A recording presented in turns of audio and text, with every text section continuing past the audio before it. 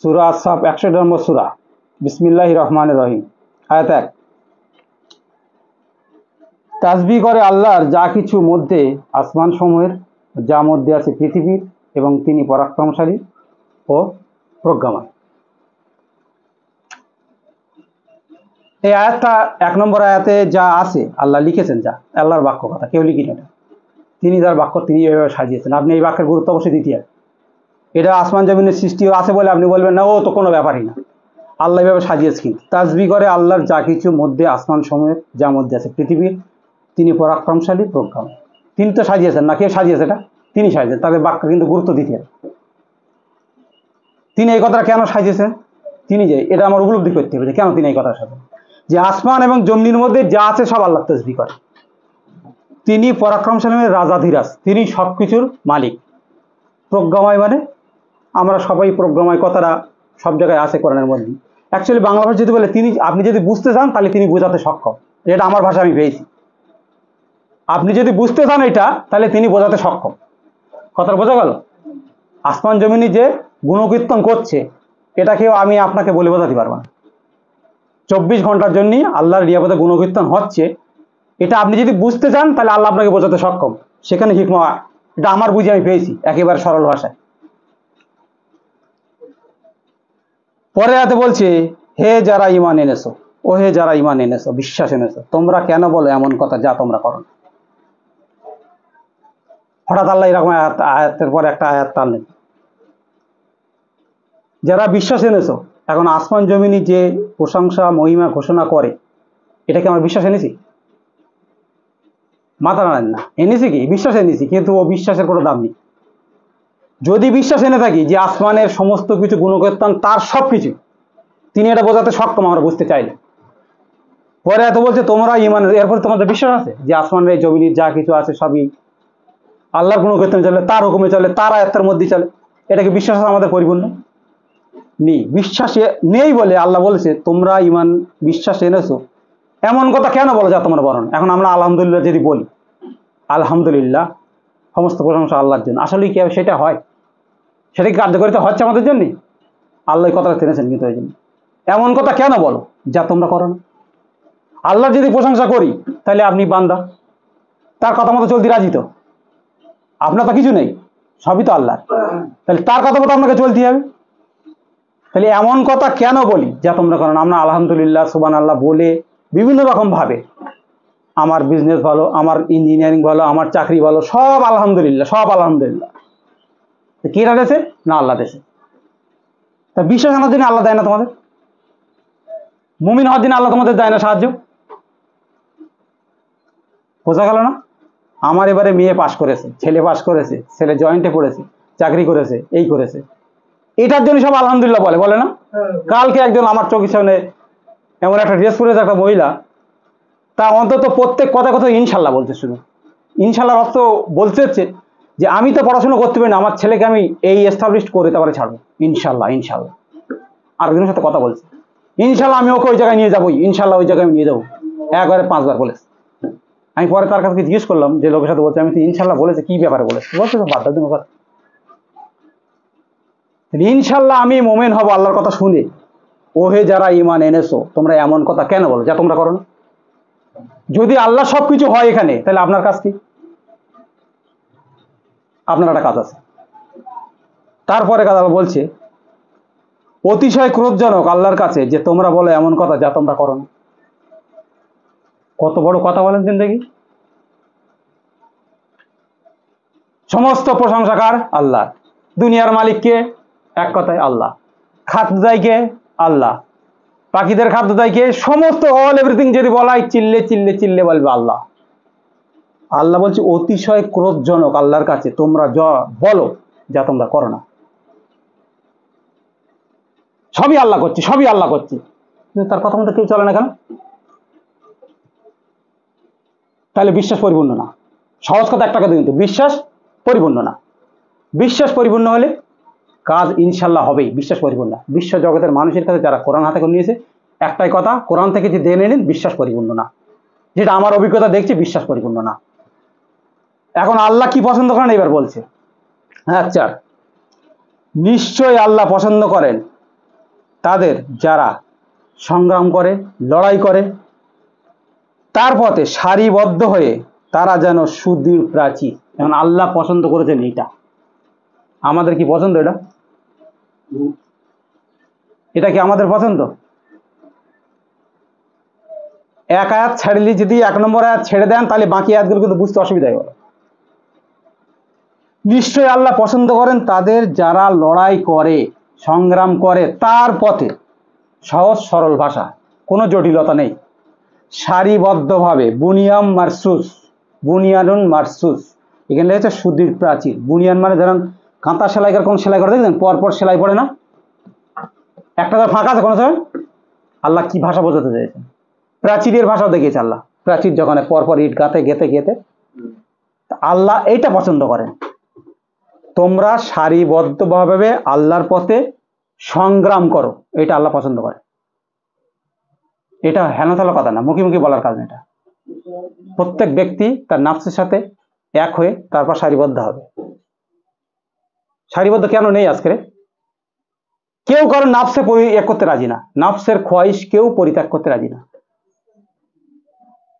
তারা চাইছে ওই খোয়াইশটা রেখে বাকি এটা আমরা দিন করবো। ওটা দিন হবে, ওটা হবে ধর্ম।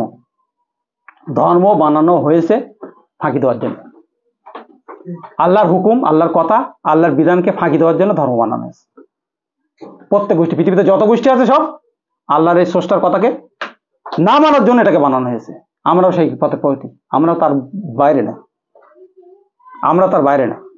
আমাদের একটা শিডিউল সাজিয়ে নিয়েছি, এই টাইম ওই করবো, ওই সকালে উঠবো এই টাইম 10টায় ওই করবো, ওটাই এ করবো, ওই কটায় লাঞ্চ করবো, বিকেলে এটা করবো, সন্ধ্যায় একটু যাবো, রাত্রে একটু যাবো, বাকি টাইম এভাবে চলবে। এইভাবে আমাদের দিন চলবে। এই সাধনা আল্লাহর কাছে না, এটা কোনো আল্লাহ সাবিলিল্লাহ, আল্লাহর পথ না। এটা বুনিয়ানুম মারসুস, এই পথ না। আল্লাহ যেটা পছন্দ করেছে, নিশ্চয়ই আল্লাহ পছন্দ করেন তাদের যারা সংগ্রাম করে তার পথে সারিবদ্ধভাবে। আল্লাহর কথা কেউ পছন্দ? কারোর পছন্দ না। আল্লাহ এটা পছন্দ করেছেন, হয়তো পৃথিবীর মানুষ এটা পছন্দ না। তাহলে আল্লাহ শুকরিয়া কেটা করে? কি বলে আল্লাহ আসমান জমিনের মালিক? মিথ্যে বলে সব, মিথ্যে বলে সবগুলো। আল্লাহ যেটা পছন্দ করেন আমরা কেউ পছন্দ করি এটা। আমি এখানে সবাইকে বলছি, কে পছন্দ করেন এটা আমরা। তারপরে আর দেখেন তার দৃষ্টান্ত আল্লাহ দিচ্ছে একটা। যখন বলেছিল মুসা তার জাতিকে, হে আমার জাতি, তোমরা কেন আমাকে কষ্ট দাও, যে আমি আল্লাহর রসুল তোমাদের প্রতি। অতবার যখন তারা বক্রতা অবলম্বন করলো, আল্লাহ বক্র করে দিন তাদের অন্তরসমূহকে, এবং আল্লাহ পথ দেখান না ফাসেক জাতিকে। এটা শোনাচ্ছে কাকে? সালামুনা মোহাম্মদকে। কার ঘটনা? মুসার ঘটনা। মুসার কাছে আল্লাহ আসমান জমিনের খবর কি মুসার কাছে আসেনি? সেই ঘটনা সালামুনা মোহাম্মদকে দিয়ে সংবাদ জানাচ্ছে, শিক্ষা দিচ্ছে সালামুনা মোহাম্মদকে। যখন মুসার কাছে এই কথা বলেছিল, ঠিক এই কথা, এই যে আয়াতটা, আল্লাহ তাদের ভালোবাসেন যারা আল্লাহর পথে লড়াই করে সারিবদ্ধভাবে। মুসার এই ঘটনাটা সালামুনা মোহাম্মদ কাছে শোনাচ্ছে। মুসার কওমকে যখন বলেছিল মুসা যে আমি তোমাদের জন্য আল্লাহর রসুল, আল্লাহর প্রেরিত রসুল। আল্লাহর প্রেরিত রসুল মানে তিনি কি সম্রাট? এরম না। আসমান জমিনের ক্ষমতার মালিক আল্লাহ, যেটা 1 নম্বর আয়াতে বলা হয়েছে, সেই কথাটা তিনি বলে পরপর সাজিয়ে দেয়। বলছিলেন তখন এই কথাটা। তখন তার কওমকে যখন বললো যে তোমরা কেন আমাকে কষ্ট দাও, আমি তোমাদের আল্লাহর কথা বলছি তো, সেই স্রষ্টার কথা বলছি তো, যিনি তোমাদের সবার মালিক, তোমরা আমাকে কেন কষ্ট দাও? সেই আল্লাহর কথা বলছে মানে সে আল্লাহ রসুল, আল্লাহর বার্তা পাও, তোমরা কেন আমাকে কষ্ট দাও? সে তো অন্য কিছু বলেনি, কার জমি দখল করতে আসেনি, তাই ক্ষতি করতে আসেনি। আমি তোমাকে আল্লাহর সুবহানাহু ওয়া তাআলার কথা শোনাতে চাইছি, তোমরা কেন আমাকে কষ্ট দাও, আমি যে তোমার হয়তো আল্লাহর রসুল। এই কথাটা মানতে পারেনি, তখন তারা বক্রতা অবলম্বন করে। তারা এই আল্লাহর এই পছন্দ জিনিস, সারিবদ্ধ লড়াই করা জিনিস তারা পছন্দ করে। তারা যার সে ব্যক্তিগত খয়েশ নিয়ে পড়ে থাকতো, যেটা আমরা আছি, তারা এই জিনিস পছন্দ করেনি। আল্লাহ তাদের বক্রতা অবলম্বন করো, আল্লাহ তাদের সেই বক্র পথ অবলম্বন করে তাদেরকে পথভ্রষ্ট করে দিলেন। আর আল্লাহ ফাসেক জাতির কোনো পথ দেখান না। অন্তরে কি দাগ কাটে যে আমরা কি ফাসেক না মুমিন? আগে ভেবেলেন আমরা ফাসেক বলে তাহলে মুমিন হতে পারবো, আর ধরে রাখেন যে আমরা প্রতিদিন কোরআন অনুসরণ করি, কোরআন পড়তে আসি, এই জন্য আমরা মুমিন হই। ভুল কথা। নিজের অন্তরে যেটা খোয়াইশ করবেন আল্লাহ সেটা পূরণ করে দেবে। আপনি ফাসেক বলেন তাহলে আপনি মুমিন হওয়ার চেষ্টা থাকবে, আর যদি মনে করেন আমি মুমিন হয়ে যাচ্ছি, কোরআন হাতে ধরেছি, আর কখনো মুমিন হতে পারবেন না। মুমিনের মতো সহজ কথা না। আপনার চোখের সামনে একজন মেডিকেল ডাক্তার আছে, দেখে দেখে মেডিকেল ডাক্তার হতে পারবেন। একজন ড্যান্সার আছে, একজন ডান্স করতে, একজন সিঙ্গার আছে, দেখে দেখে নাচ করতে পারেন। বিভিন্ন রকম কাজ দেখে প্রত্যেক করছে নাকি ওরা সামনে থাকলে তার আইডিয়া দেখে প্রত্যেকে বিশ্বে সবাই করছে এই কাজটা। তো আপনার সামনে যদি একটা মুমিনকে দাঁড় করানো হয়, এই সালমান মোহাম্মদকে দাঁড় করানো হয়, সালমান মুসাকে দাঁড় করানো হয়, এই কথা অনুযায়ী আপনি কি তার কথা মানতে পারেন? তার মধ্যে চলতে পারবেন? ডিবেটের কোনো জায়গা নেই কোরআনে, ফালতু সব তর্ক বিতর্কের কোনো জায়গা কোরআনে নেই। এটা আমরা ইচ্ছা করে করি, সময় কাটানোর জন্য, জ্ঞান গরিমা দেখানোর জন্য করি। জ্ঞান যদি থাকে এখানে করেন যে আল্লাহ পছন্দ করেন কাদেরকে, সারিবদ্ধভাবে লড়াই করতে পারি কেন আল্লাহর পথে, ভালো মন্দের বিচার করে সেই পথে থাকতে পারি কিনা, দেখেন এইটা বিচার করার বিষয়। জ্ঞান গরিমা ওইসব বিষয় না, ও জ্ঞানের কোনো দাম নেই। 6 ঘন্টা 8 ঘন্টা লেকচার দে, এখানে একটা ওখানে একটা ওখানে একটা কিন্তু একটা, ওর মিলকে কোনো লাভ নেই। আল্লাহ মিলাচ্ছেন কথা দেখেন। মুসা তার কমকে বললো যে তোমাদের প্রতি আমি আল্লাহর রসুল, কত কষ্টের কথা, তোমরা আমাকে কেন কষ্ট দিচ্ছ? আজকে ধরেন আমি কোনো রসুলের না, তাদের পা ধুলার যোগ্য না, শুধু তাদের আনুগত্য করে কথা আল্লাহর কথাটা বলছি আপনার সামনে। আপনার কি সবাই মিলে এখন আপনার কথা মানবেন? আমার মুক্তি যে কথা বলছে এই কথার উপর আপনার দৃঢ় থাকবেন? যদি না থাকেন সেই রসুলের উপরে কষ্ট দেওয়া হবে, এটা আমি দৃষ্টান্ত দিলাম আর কি, আমার কষ্ট না। সেই রসুলকে সেই অবস্থায় কষ্ট পাবে যে আল্লাহর সত্য কথা বলার পরে যারা এটাকে মানতে পারেনি, সেখন রসুলকে কষ্ট দেওয়া হবে। আজ 6 এবং বলল ঈসা পুত্র মারিয়াম, ঈসা মারিয়ামের পুত্র। কোথায় যাচ্ছেন? মারিয়ামের পুত্র ঈসা, হে বানি ইসরাইল, নিশ্চয়ই আমি আল্লাহর রসুল। একই কথা, দুটো কথা। এই রসুলের কথা বলছি মানে সমগ্র রসুলের কথা এখানে এসে গেছে, সব রসুলের কথা এখানে এসে গেছে। কম বেশি তারা এই কথা বলেছিল, আর কম তাদের এই কথা বলেছিল, বোঝা গেল? সব রসুলের কথা এখানে মুসার কথা ধরলো, তারপর করলো ঈসা। ইয়া বানি ইসরাইল, নিশ্চয়ই আমি আল্লাহর রসুল, আমি আল্লাহর বার্তাবাহক, তোমাদের প্রতি সত্যায়ন করি যা তোমাদের সামনে আছে।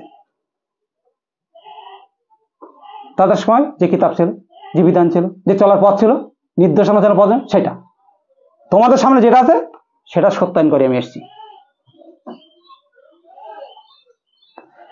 তাওরাত, তার মধ্যে হচ্ছে তাওরাত। এই তাওরাত নিয়ে আমাদের তর্ক বিতর্কের কোনো জায়গা নেই।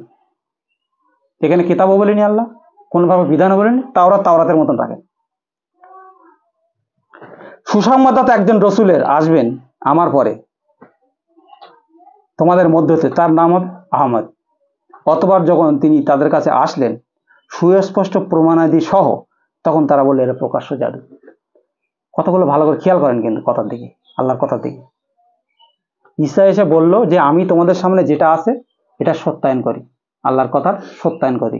আল্লাহর বিধান সব দিকে একই রকম ছিল, আল্লাহ আসমান জমিনের মালিক সব দিকে একই রকম ছিল, সেই কথা সত্যায়ন করে এসছে এই বিধানে। এবং বললো যে আমার পরে একজন রসুল আসবেন যা সুসংবাদ, সেগুলো হচ্ছে সিলেক্টেড রসুল, মনোনীত রসুল আসবেন। সালমান মোহাম্মদের কথা ধরেন,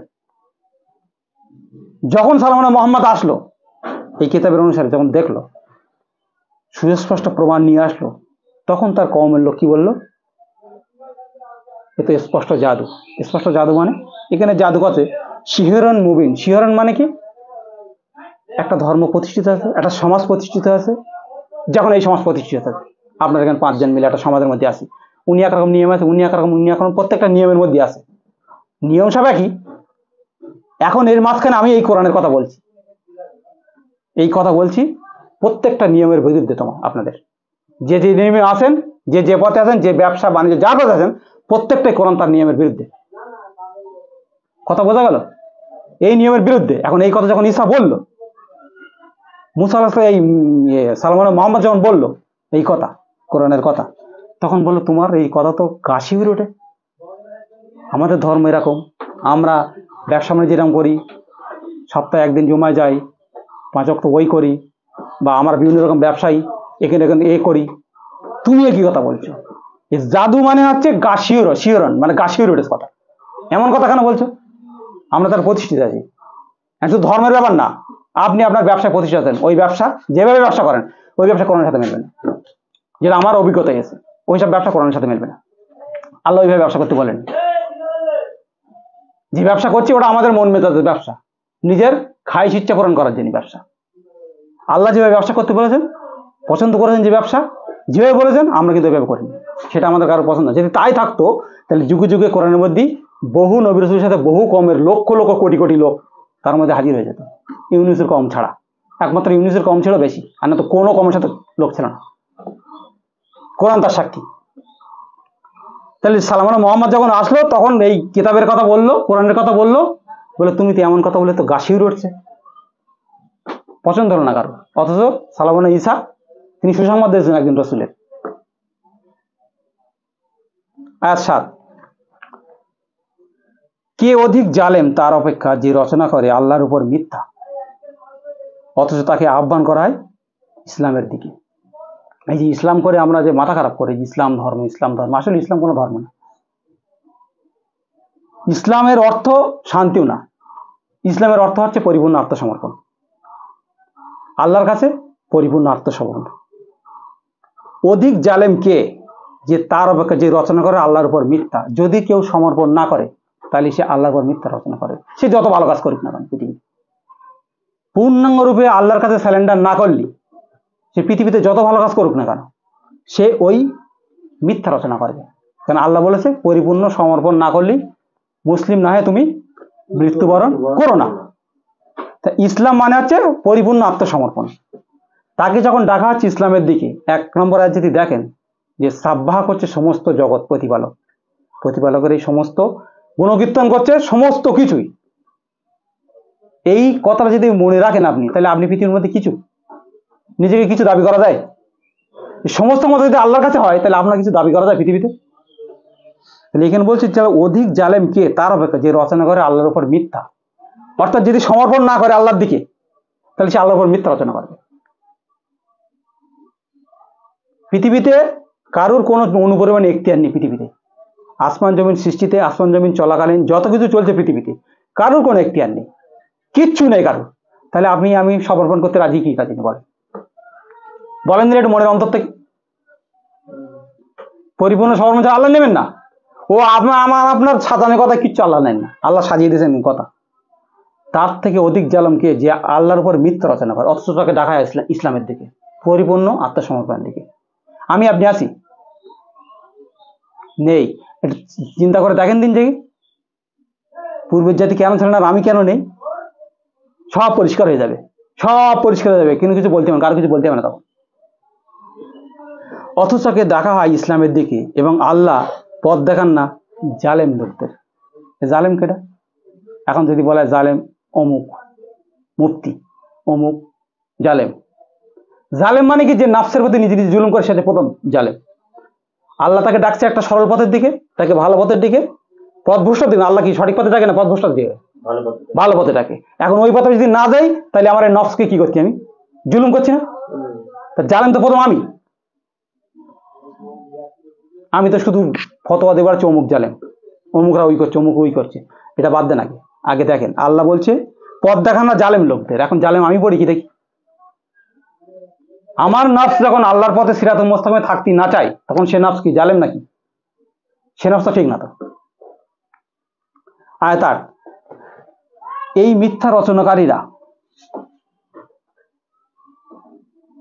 তারা চায় নিভিয়ে দিতে নূর আল্লাহর তাদের মুখ দিয়ে, এবং আল্লাহ সম্পন্নকারী তার নূর, যদিও তারা অপছন্দ করে কাফিররা। আচ্ছা, আপনি পৃথিবীতে এখন যে সমাজ ব্যবস্থা আছে এটা কি সত্যের উপরে না মিথ্যার উপরে আছে বলেন? হ্যাঁ, ছেড়ে ছুড়ে বলতে হবে মিথ্যার উপরে আছে কি না? তাহলে আল্লাহ বলছে যারা এই নিয়মে চলতে চায় তারা নিবে যেতে। এখন আল্লাহর কারোর দরকার নেই, আমি তো দেখতে পাচ্ছি। এই আমাদের এই কথার মধ্যে বলছি আল্লাহর কারোর দরকার নেই। হেলা করলি সব মাল হাতে, অনলাইন করলি সব মাল হাতে, যা কারো সামনে খাবে। আপনি ফোন করেন, 8 ঘন্টা পরে আপনার চোখের সামনে চলে আসবে। কি চান আপনি? আল্লাহর কোনো অংশ পৃথিবীতে নেই এখন, তার রাখিনি। তাহলে নিভিয়ে আমরা সবাই, এক্সাইজের কথা বাদ দেন, আমরা সবাই তারা নিভিয়ে দিতে চাই আল্লাহর নূরকে। মুখের ফুৎকার আয়াত বোঝেন কোরআন থেকে। কারণ আল্লাহটা আমাদের পছন্দ না, আল্লাহ যেটা বলছে ওটা আমার পছন্দ না, আমাদেরই পছন্দ না। সেদিন একটা ওই মাশায়েখ মুর্শেদে একটা কথা, যেহেতু আমার কথার সাথে খুব আছে, আমার মনের কথার সাথে, সে বলছে আপনারা যে কোরআনের আইন করেন, কোরআন যদি প্রতিষ্ঠিত হয় 85% মানুষ যারা কোরআন নিয়ে আসেন তাদের পায়ের তলায় মাটি সরে যায়। আর আমি বলছি সেখানে আমার মনের কথা একদম 99% মানুষের যারা কোরআন নিয়ে আসে পায়ের তালে মাঠে সরে যাবে। যে কোরআন আইন আপনারা বলেন তো অনেকে, কোরআন আইন যদি বলেন, যদি পালন করা হয়, পায়ের তলাতে মাটি সরে যাবে, এটা আপনার অনুভব করেন কোরআন। তো ও কথাটা বলছে যে এরকম ভাবে, এই মিয়া, ঠিক কপি করছে, আর খুব ভালো লেগেছে কথাটা, এই মিয়া আপনি জান্নাত জান্নাত করেন না, আল্লাহ আমাকে জান্নাত দেন, আর তারপরে কি বলেন আমাকে হায়াত দারাজ দেন। এই মিয়া জান্নাত যাবেন তা হায়াত দারাজ চাচ্ছেন, তার ভাষাটা এরকম। আপনি দেখলে জান্নাতে যদি যান তার দুনিয়ায় বেঁচে থাকার চেয়ার মানে তো হায়াত দারাজ মানে কি, আমাকে এখানে উপযুক্ত পরিমাণে দাও, তারপরে জান্নাত দাও। মুখের ভাষা অনেকের অনেক সময় থেকে খুব সুন্দর সুন্দর ভাষা। আপনি যদি জান্নাতি কামনা করেন তাহলে আল্লাহর পথ বলেছে কেন, আবার হায়াত দারাজ কেন? আপনাকে পাঠানো হয়েছে জান্নাতের জন্য, তৈরি হবে জান্নাতের জন্য, তাহলে এখানে কাজ কি? তা হায়াত দারাজ কি ছিল আপনার? আল্লাহর কথাকে সাজিয়ে গুছিয়ে আমরা নিতে পারিনি। জান্নাত যদি চান তারপর হাত দারাজ চান কেন? মিয়া তো ওই বলছে যে 85% মানুষ কোরআন আইন করলে সব পার্টার বাণিজ্য চলে যাবে। আমি বলছি 99%। 100 কথা বলেন, আমি আপনাকে 5-7 জন রয়েছি একদম, অত সহজ না করে আইন। 700 আয়াত আছে, 5 থেকে 700, কিন্তু আমার চোখ দেখি পাচ্ছি যখন ওই ইনিল হুকুম ইন্নালিল্লাহ ফুল স্টপ, আল্লাহর হুকুম ছাড়া কারো হুকুম মানা যাবে না। কিন্তু মানবো কি করে? তৈরি হতে তত মানবেন নাকি, না তো মুশরিকদের অন্তর্ভুক্ত হয়ে যাবে। তাহলে নূর নিভিয়ে দিতে চায় কারা? যারা আল্লাহর কথা মানতে চায় না, মেনেও মানতে চায় না। আপনি বললেও, আপনি পড়েন, বোঝেন, মানতে যান। আমার জীবনের আমি ইতিহাস আমি বলছি, ভেতরের ইতিহাসের কথা বলতে আমি বহুবার চেষ্টা করেছি নিজেকে সমর্পণ করে করার জন্য, একদম অরিজিনাল কথা বলছি, আর বহুবার অন্যায় করেছি। তখন ইতিহাসের কথা মনে পড়ল, পূর্বের জাতি যে কেন মানতে পারেনি তারা। অত সহজ কথা না, অত সহজ কথা না। আয়াত 9, এই আয়াতগুলো আমরা বেলার সঙ্গে বহুত পড়েছি। এই আয়াতগুলো খুব গুরুত্বপূর্ণ আয়াত, কিন্তু আমরা মানুষ ব্যবহার করে অন্যরকম কাজে। তিনি যিনি পাঠিয়েছেন তার রসুলকে হেদায়েত সহ বিল হুদা ও দীনিল হক। শুনে শুনে আয়াত মাথা খারাপ হয়েছিল আমাদের, একসময় বিশাল শুনতে পেয়ে যাবে, আর প্রয়োগ হয় অন্যভাবে সেটা। তিনি সেই আল্লাহ পাঠিয়েছেন তার রসুলকে হেদায়েত সহ বিল হুদা ও দীনিল হক, সত্য দিন। এই সত্য দিন মানে কি? এই সত্য দিন পৃথিবীর সব বানিয়ে নিয়েছে, যে সত্য দিনটা আসলে কি? আর বিল হুদা কি? হেদায়েত সহ, রসুলকে হেদায়েত নামা দিয়েই পাঠানো হয়েছে। আর সত্য দিন মানে কি? এই দিনটা কার? এই দীনিল হক। আমরা যেটা প্রতিষ্ঠিত করি ওইটা দীনিল হক, আগে আমরা ধরে গেছি। আগে ওই দীনিল হক না, আল্লাহর দিন প্রতিষ্ঠিত করতে। আল্লাহর দিন মানে কোনটা? আবার সে আইন আসে, আগে বুঝতে হবে, আইনটা পরে আসবে। আল্লাহর দিন মানে কি? তিনি 1 নম্বর আয়াতে কি পড়েছি আমরা? সাব্বাহা লিল্লাহি মা ফিস সামাওয়াত, সমস্ত গুণকীর্তন প্রশংসা আল্লাহর জন্য। আপনি বাড়ি থেকে এই পর্যন্ত এসছেন, আপনার নিজের কারিশমায় এসছেন মনে হয়? নিজের কারিশমায় এখান থেকে এসছেন বাড়ি থেকে এই পর্যন্ত? এটা কি মনে হয়? মনে মনে হয়? মনে হলে ভুল করবেন। প্রত্যেকটা নিয়ামতের পেছনে আল্লাহর কার্যকারিতা আছে, ক্ষমতা আছে, বল প্রয়োগ আছে, প্রত্যেকটা। এটাকে দিন বলা হয়। তিনি যদি সূর্য না পাঠাতেন তাহলে এই পৃথিবীর যা মানুষ আজকে যা কাজ করার কথা, একটা কাজও করতে পারত না। এই নিয়মের কথা বুঝতে পারবে? এটাকে দিন বলা হয়। তিনি পানি বর্ষণ না করলে পৃথিবীর মানুষ কিছু হবে না। হবে কি? প্রত্যেকটা নিয়ামতের জিনিস তিনি যদি না ঠিক করে দেন, ওটাকে দিন বলা হয়। আল্লাহ ওই দিনকে ঠিক করেছে, আজকের সেই দিনকে পুরো খণ্ড খণ্ড করে দিয়েছে। আল্লাহর দিন বলে আর কিছু নেই। ওইটাকে প্রতিষ্ঠিত করেন, ওই দিনটা প্রতিষ্ঠিত করা বলা হয়েছে। আল্লাহর সূর্যের কথা কেউ ভাবে না, সব নিজের মতো করে পছন্দ করে সব তৈরি করলে, কিন্তু আল্লাহর কথা কেউ ভাবে না। বৃষ্টির কথা ভাবে না, জমিনি ফসলের কথা ভাবে, কোনো কিছু কথা ভাবি আমরা? কিছু ভাবি। সমস্ত সেই জিনিসটা প্রয়োগ করে, বিষ প্রয়োগ করে, সেই বাতাসের সংমিশ্রণ। এখন মানুষ অক্সিজেন নিতে কষ্ট পায়, পায় নাকি? অক্সিজেন নিতে মানুষ কষ্ট পায়। এখন বাতাস এমন মিশে গেছে বিষে যে পাখিরাও কষ্ট পায় তাদের শ্বাস প্রশ্বাস নিতে। হ্যাঁ কি না বলেন? এত বিষাক্ত হয়ে গেছে পৃথিবী। নিজের ছেলে নিজে বিষ খাওয়াচ্ছি কিনা? লোকের ছেলে বিষ খাওয়ার জন্য নিজের ছেলে বিষ খাওয়াচ্ছে। আমি বিষ খাওয়াচ্ছি, লোকের ছেলের বাজারটা কিনে আছে, আমার নিজের ছেলের জন্য বিষ আনছে কিনা? তাহলে আল্লাহর যে সিস্টেমে দিন দিয়েছে, যে সিস্টেমে পবিত্র হালাল আনতে ইবা তিনি দিয়েছেন, সেই দিন পৃথিবীর কোথাও নেই। সেই সিস্টেম কোথাও নেই, পুরো সিস্টেমটা বিকৃত হয়ে গেছে। এইটা দিনুল হক তিনি দিয়ে পাঠাইছেন, এটা সত্য দিন। এইটা এই সার্কুলার সিস্টেম যদি না থাকতো পৃথিবীতে কিচ্ছু হতো না। সেই হালাল তৈয়বাদের পৃথিবীতে তিনি পাঠিয়েছিলেন, আর সেইটাকে আমরা নিজেদের মতো বানিয়ে পুরো বিকৃত করে ফেলি সব। এখন এই দিনটাকে প্রতিষ্ঠা করতে হবে, তারপর আপনার আইন প্রতিষ্ঠিত হবে। আপনি খামাখা আইন প্রতিষ্ঠিত করবেন কিসের উপরে? বিষের উপরে আইন প্রতিষ্ঠিত করবেন আপনি? আপনি আল্লাহর আইন মেনে মানুষকে বিষ খাওয়াবেন? হবে এটা সম্ভব? কোন মানুষ, ইমানদার ব্যক্তি আল্লাহর আইন মেনে কোন বিষ, বর্তমান যে সমাজে চলছে এই বিষ খাওয়াতে পারবে কেউ? সেটা তার ইমান থাকবে সেটা? তাহলে পরিপূর্ণ ইমান মানে কি চিন্তা করে দেখেন। আল্লাহ সেই দিন পুরো নষ্ট হয়ে গেছে, কিচ্ছু নেই আর। এই দিনকে জীবিত করতে হবে আমাদের, চেষ্টা। এটা পরিপূর্ণ করা আমার দায়িত্ব না, যার জন্য সারিবদ্ধভাবে লড়াই করতে বলেছে আল্লাহ।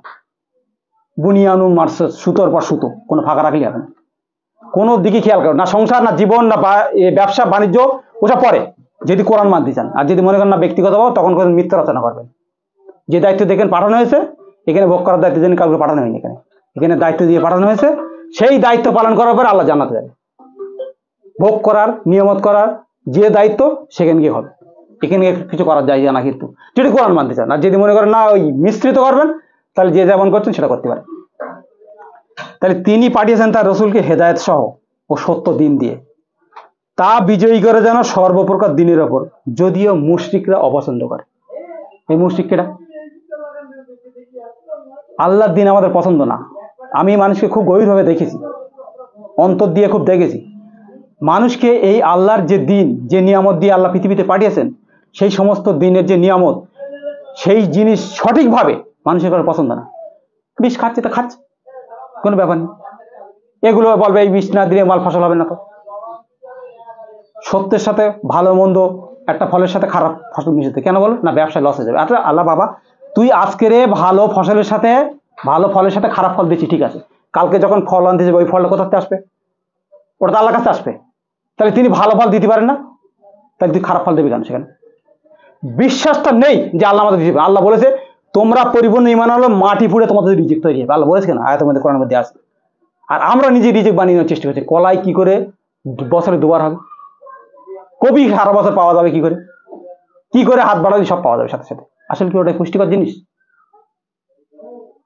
ওটা পুষ্টিকর জিনিস হবে? কখনোই না। তাহলে আল্লাহর দিন পৃথিবীর 1% মানুষের পছন্দ না। আল্লাহ যে হিসেবে দিন সাজিয়ে দিয়েছেন সেই দিন কারো পছন্দ না। তাহলে বলছে সর্বপ্রকার দিনের উপর এইটা তোমরা বিজয়ী করো। বিজয়ী মানে কি? আমরা বিজয়ী মানে কি শ্যাম্পিং দিয়ে উল্লাস করি, এটা না বলো। আল্লাহর দিন বিজয় হয় মানে এটা না। আল্লাহর দিন বিজয় মানে আপনার দায়িত্ব বেড়ে যাবে। আপনি এখানে দায়িত্বের মধ্যে প্রচুর থেকে যাবেন, নিজের নফসকে পরিশুদ্ধ করার জন্য প্রচুর দায়িত্ব পেয়ে যাবেন তখন। এটাকে আল্লাহর দিন বলে। আল্লাহর দিন মানে না এই ভাই ওখানে যাও আমি গাড়ির মধ্যে বসে আছি, এই না, এটা আল্লাহর দিন না। আমি সম্রাট, তুমি ওখানে যাও, এটা আল্লাহর দিন না। আল্লাহর দিন মানে এখানে দায়িত্ব পালন করতে হবে। কে কত দায়িত্ব পালনে আল্লাহর কাছে গ্রহণযোগ্য হবে সে তত জান্নাতে তার জানি সার্টিফিকেট বের হবে। এটা আল্লাহর দিন। বিজয় মানে এই না উৎসব করবো, বিজয় মানে বিজয় মানে একটা সুশৃঙ্খল জাতি তৈরি হবে একটা মানুষের। মানুষের ভেদাভেদ হবে না, মানুষের মধ্যে অহংকার করবে না, কোনো অহংকার থাকবে না সেখানে। আমি আপনার প্রতি অহংকার হবো না, উনি আমার প্রতি অহংকার হবে না, এর নাম দিন। আর আজকে তো আমাদের অহংকারে পরিপূর্ণ হয়তো। আয়াত 10 এখন বলছে যদি তোমরা পছন্দ করো, ওহে যারা ঈমান এনেছো, আমি তোমাদের কি সন্ধান দেব একটা ব্যবসার, তোমাদেরকে মুক্তি দেবে কষ্টদায়ক আযাব থেকে। আল্লাহর কথা কি ক্লিয়ার? ইয়া আইয়ুহাল্লাযিনা আমানু, হে যারা বিশ্বাস এনেছো, মুমিন হয়নি বলো। যদি বিশ্বাস তোমরা এনে থাকো তাহলে তোমাদেরকে একটা ব্যবসা, এখানে তিজারত মানে ব্যবসা হয় না, তবু ব্যবসা ধরে হয়, বাই মানে ব্যবসা, এমন একটা সম্পদের, এমন একটা ব্যবসা তোমাদেরকে সন্ধান দেবো, তোমাদেরকে মুক্তি দেবে কষ্টদায়ক আযাব থেকে। কথাটা কি কানে ঢুকেছে আমাদের? আল্লাহ আমাদেরকে ডিরেকশন দিন তার বার্তা ভার মধ্যে। ওই দিন রসুলের প্রতি বিশ্বাস আনতে এরম ভাবে রসুলের মধ্যে মাধ্যমে এই কথা সন্ধান দিচ্ছেন আমাদের কাছে, তোমাদেরকে একটা সন্ধান দেবো ব্যবসার, যা তোমাদেরকে কষ্টদায়ক আযাব থেকে মুক্তি দেবে। কি সেই ব্যবসা? বলছে তোমরা বিশ্বাস আনো আল্লাহর উপর ও তার রাসূলের উপর।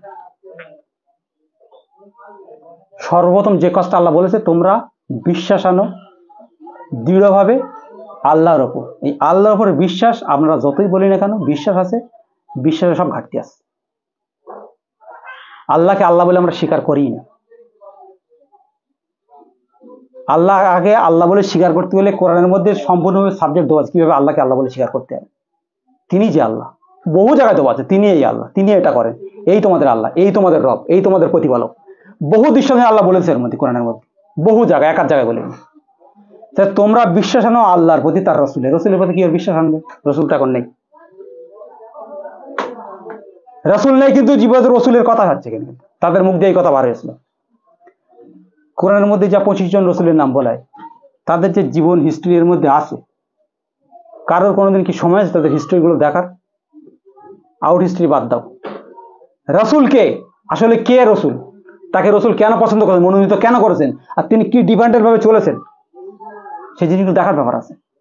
এমনি এমনি রসুল না, মনোনীত রসুল এমনি এমনি হয়নি, তারা যেমন তেমন রসুল বললে হয় না। তাদের জীবন ইতিহাস কি চলেছে, তারা কি এই আমাদের জীবন চলছে এই জীবনে তারা চলেছিল? ইতিহাস বলে, এতে সাক্ষ্য দেয় কোরআন। তাদের কাজ ছিল এই দিনকে পরিপূর্ণ করা, এই আল্লাহর দিনকে সতেজ করা, তাদের কাজ ছিল এটাই। তারা এর জন্য সারিবদ্ধ লড়াই করেছে যে আল্লাহ সেই নিয়ামতের দিন সমস্ত নষ্ট হয়ে গেছে, সেই দিনকে পরিপূর্ণ দিন, যেখানে আল্লাহর কথা হবে, সেখানে এটা আল্লাহরই দিন, এটা আল্লাহ দেয়, এটা আল্লাহ সবকিছু করার। আর সেটা আমরা স্প্রে করে, বীজ দিয়ে, তা দিয়ে, এ দিয়ে, আমাদের নিজের খেলে কোটি কোটি কোটি কোটি একটা পোকার জন্য একটা স্প্রে পয়জন তৈরি হয়েছে কিনা, একটা পোকার জন্য একটা, তাও কি দাম কি, একটুকুন করে দাম 700 টাকা।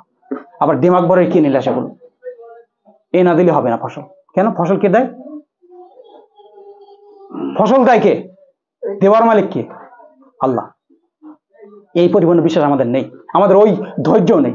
কোরআনের মধ্যে সবচেয়ে বেশি এসেছে ধৈর্যের কথা। যার ধৈর্য নেই তার কোরআন পড়া যাবে, সে কোরআন মানতেই পারবে না। যার ধৈর্য নেই, যে অপেক্ষা থাকতে পারে না আল্লাহর কথার, আল্লাহর রিজিকের, আল্লাহর পজিশনের অপেক্ষা থাকবে না, তার জন্য কোরআন পড়া বেকার। এ খুব ধৈর্যের কাজ, এই যেমন তেমন কাজ না, দীর্ঘদিন ধরে ধৈর্য। আমি একজন মানুষ এখনকার দিনে দেখেছি যিনি ধৈর্য ধরে এখন কোরআনটা পড়ছেন, তার মধ্যে কোনো অহংকার নেই। আমার দৃষ্টিতে যতটুকু পেরেছি দেখেছি, দীর্ঘ 35 বছর ধরেছে, তা বলছি আমি কোরআন কিছু জানিনি। আমাকে নিজে মনে হয় যেটা এখন অপরাধী। 35টা বছর কোরআন দেখছে, বলছে আমি নিজেকে মনে হয় অপরাধী এখনো।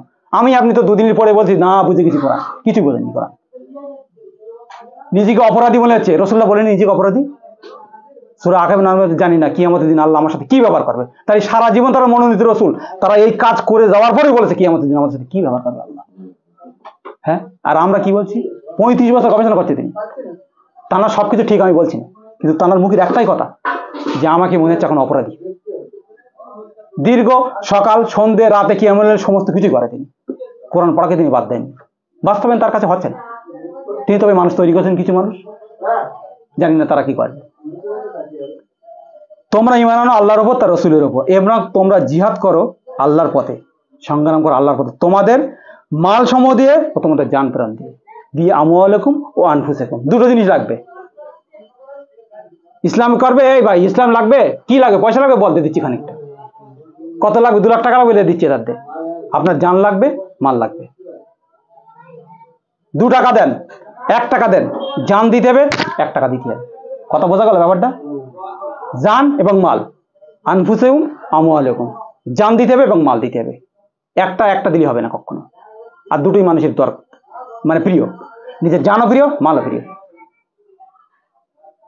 ও আমওয়ালাকুম ও আনফুসাকুম, ব্যবসার কথা কি বললে? তোমরা জিহাদ করো আল্লাহর পথে তোমাদের মাল সমূহ দিয়ে, তোমাদের জান প্রাণ দিয়ে। এটা কেটা চাই? এটা আল্লাহ আমাদের তার রাসূলের মধ্যে সঠিক নির্দেশনা পথ দিচ্ছে, এটা তোমার পথ, তোমাদের জান এবং তোমার মাল। আমি ওখানে দিলাম, আজকে যাইনি 10,000 দিলাম, কি লাগবে? ইসলামের জন্য টাকা লাগবে। ও বহু সংগঠন চলছে, ইসলামের জন্য টাকা লাগবে, কত লাগবে বল? 1.5 লাখ টাকা দিয়ে দিচ্ছি, আমি আপনিও দেবো। কিন্তু আল্লাহ বলেছে জান এবং মাল। আমরা হিস্ট্রির একটা কথা শুনি, 10টা মিনিট সময় নিচ্ছি। হিস্ট্রির একটা কথা আমরা অনেকে শুনেছি যে রসুলের কাছে যখন জিহাদের বা সংগ্রামের জন্য যখন অর্থ লাগতো, রসুল আহ্বান করতেন যে এই সংগ্রামের জন্য পয়সা করে অর্থ যা যেখানে আছে দিয়ে দিতেন, নারী পুরুষ সবাইকে বলতেন, কেউ কানের বালা, যে হিস্ট্রির মধ্যে আছে আর কি। আর আবু বকর আর ওমরের সম্পদ বেশি, কতটা কেটে দেবেন। ওমরের সম্পদ বেশি, আবু বকরের সম্পদ কম।